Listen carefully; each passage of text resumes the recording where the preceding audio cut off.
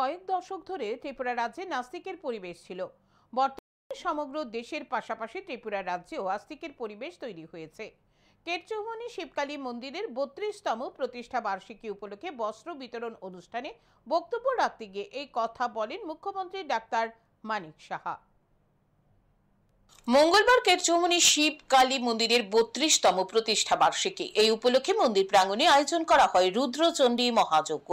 পাশাপাশি মন্দির কমিটির পক্ষ থেকে এলাকার দুস্থদের মধ্যে বস্ত্র বিতরণ করা হয়। এদিনের বস্ত্র বিতরণ অনুষ্ঠানে প্রধান অতিথি হিসেবে উপস্থিত ছিলেন মুখ্যমন্ত্রী ডাক্তার মানিক সাহা।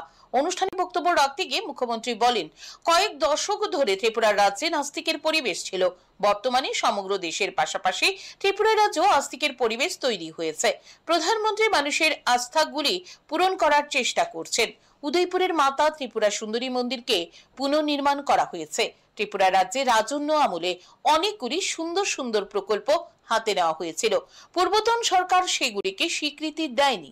বর্তমান সরকার সেগুলিকে স্বীকৃতি দেওয়ার পাশাপাশি নতুন নতুন প্রকল্প হাতে নিচ্ছে। শান্তি না থাকলে রাজ্য কিংবা কোনো দেশের উন্নয়ন সম্ভব নয়। প্রধানমন্ত্রীর অ্যাক্টিস্ট পলিসির কারণে বর্তমানে উত্তর পূর্বাঞ্চলের যথেষ্ট উন্নয়ন হয়েছে, যা কেউ কোনো দিন ভাবতে পারেনি। উত্তর পূর্বাঞ্চলে শান্তি ফিরিয়ে এনেছেন প্রধানমন্ত্রী।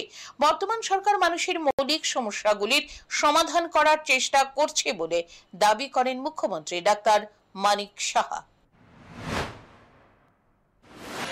আমাদের সরকার আসার পরে সেগুলো আমরা স্বীকৃতি দেওয়া শুরু করেছি। উপরন্তু আমরাও নতুনভাবে অনেক কিছু করার চেষ্টা করছি।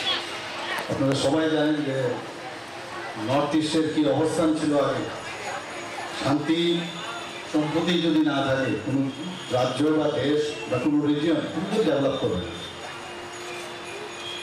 মাননীয় প্রধানমন্ত্রী যে আসার পর অ্যাক্টিস্ট পলিসির কারণে আজকে দেশে নর্থ ইস্টার্ন জোনের এত ডেভেলপমেন্ট হয়েছে যেটা আমরা নিজেরাও কোনোদিন আমরা ভাবতে পারিনি।